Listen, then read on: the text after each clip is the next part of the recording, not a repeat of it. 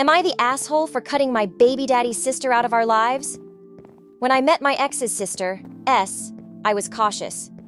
She had been a teenage mom, and her brothers had been unkind to her, teaching her baby to swear while babysitting.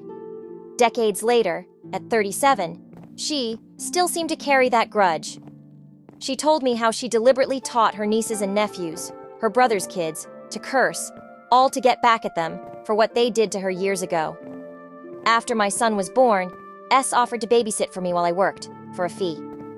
But given her history, I couldn't bring myself to trust her. The idea of her teaching my child bad habits or creating unnecessary chaos made me uneasy. At the time, she was unemployed and struggling with alcohol issues, and she even asked me to foster her middle son. I had to refuse. I was living in a one-bedroom apartment and barely making ends meet myself. Eventually, I decided to cut her out of our lives.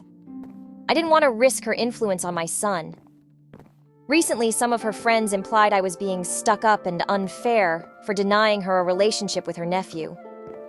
My ex and his family weren't happy with my decision either. But to me, this wasn't about being judgmental. It was about protecting my son from an environment I felt wasn't healthy or safe.